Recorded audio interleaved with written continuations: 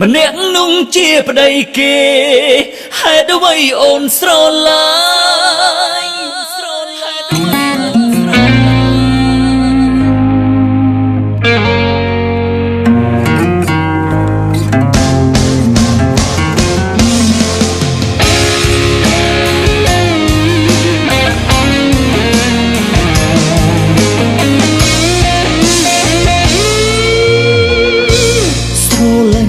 គ្មានគុំហង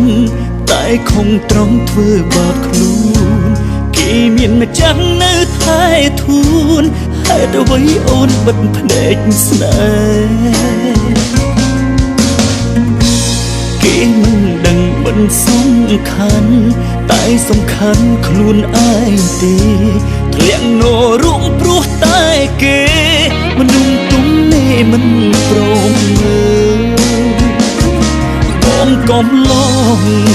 អូនមិនបែកទេទៅស្នេហ៍ប្តីគេហើយប្រកាន់ថាមិនបានខ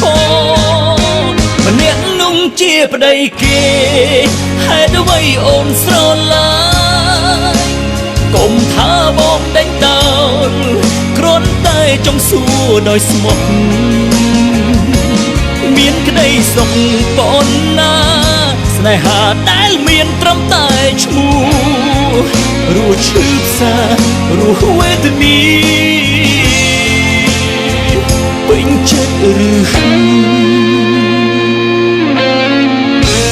មិននឹងចង់សើចជុំទេតែអាណិតឃើញអូនឈឺស្រឡាញ់គេមិនហ៊ានមាត់ក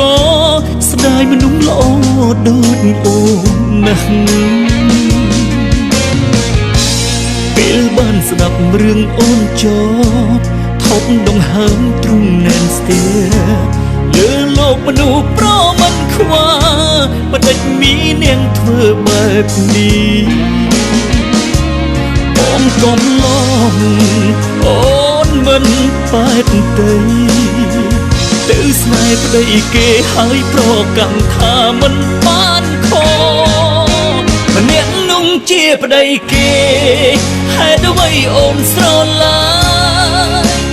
កុំថាបងដេញដោលគ្រាន់តែចង់សួរដោយស្មោះមានក្តីសុខប៉ុណ្ណា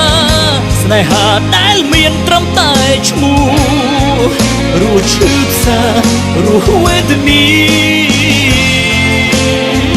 ពេញចិត្ត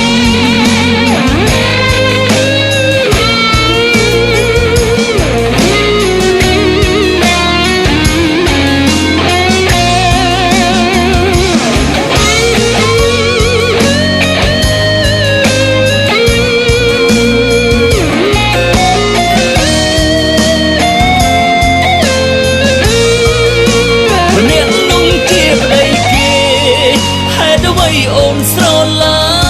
ញ់កុំថាបងដេញដោល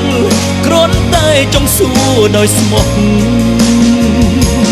មានក្តីសុខប៉ុណ្ណា